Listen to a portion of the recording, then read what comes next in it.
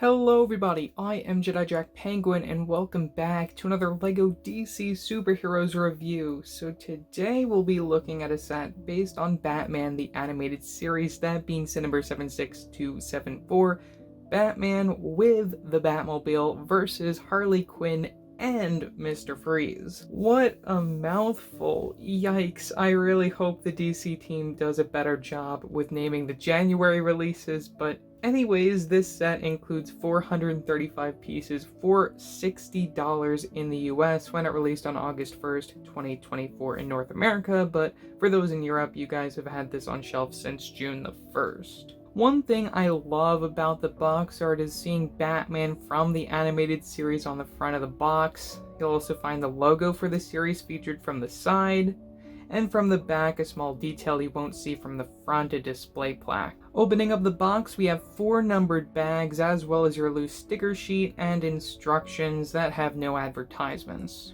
To begin our minifigure selection, we have Batman, who is practically the same minifigure as the one included in the big direct-to-consumer set from earlier this year, except the cape design that is brand new to this set. The cape is made with a soft plastic so you can move it around with ease. As for the rest of the design, I love the dual molded legs, the torso printing. We get the dual molded cowl from last year introduced for Keaton's Batman. I'm not sure if it really works here, but it does make it so you can put any head that you want under the mask, and the eye placement won't be too weird. Speaking of the head under the cowl, it's a bit disappointing. We have that older Draco Malfoy reuse headpiece. It looks alright with the cowl, but I would really want anything else new for Bruce Wayne instead of that. Another figure returning from the big direct-to-consumer set is Harley Quinn, who features all new prints for this year 2024. Really, the only issue with this minifigure to me is printing a lighter color on a darker surface. I feel the white for the neck frills and for her face makeup is a little faded, or you can definitely see some printing issues under the hat when the face print continues towards the stud. Really, nothing but time can fix this. Hopefully things get better in the future with it. Harley also gets a fun accessory of her giant hammer. I really like getting that circular 2x2 tile with the studs on one side, and we also get a common print from the front of it. Rounding out the minifigure selection, we get a new villain who only appears as a sticker in the big direct-to-consumer set. We have a new Mr. Freeze. A little disappointed he doesn't have leg printing like the sticker in the direct-to-consumer would suggest, but still, I'm really pleased to get a new variation of this character either way. We get new prints for the torso as well as the head.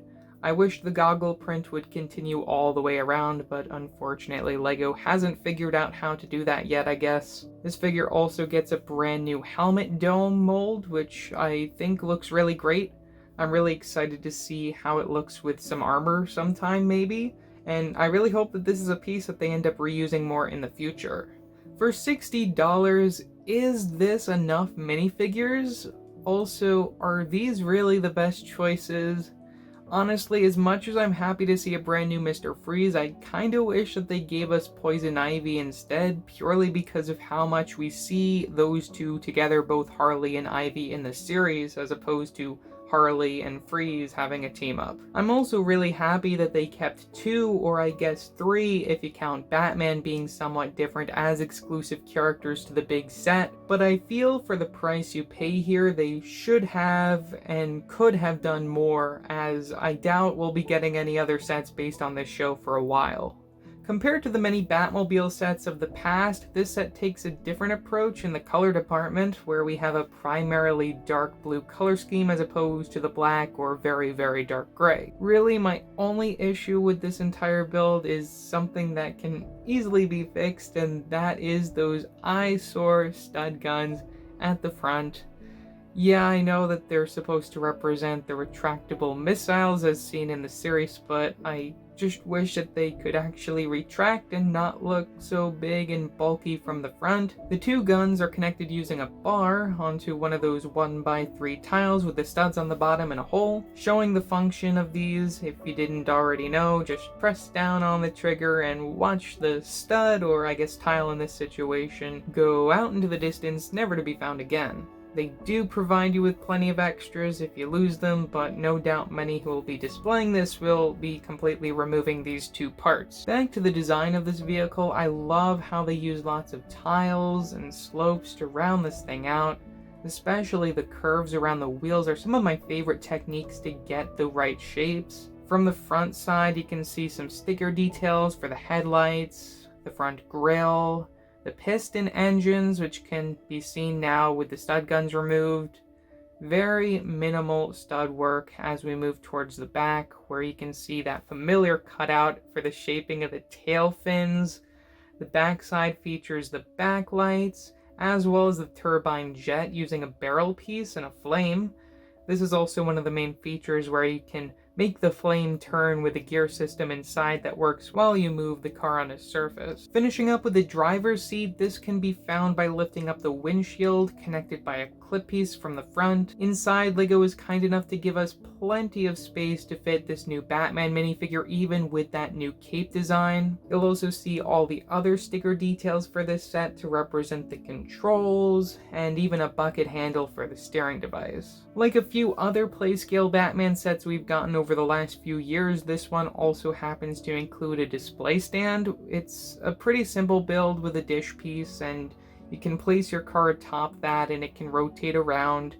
Unfortunately, the display plaque is a sticker and not printed. I also have to bring up again, why does this part exist in a playset? Who is making these decisions?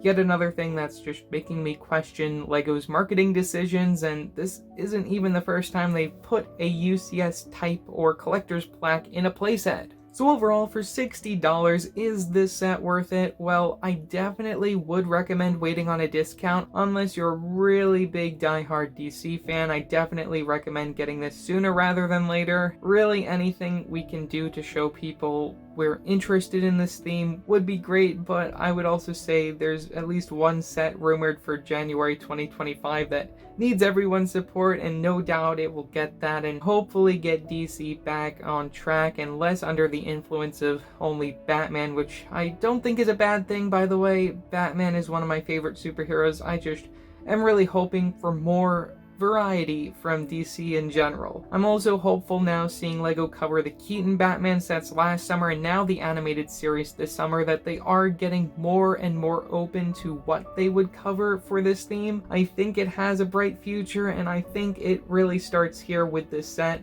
It may not be absolutely perfect, but it's a start, and honestly, as someone who didn't get the big set yet, I'm really happy this set exists and that I was able to add this to my collection. So yeah, that's all that I have to say for this video. Leave your thoughts in the comments below. Do you plan on getting this set?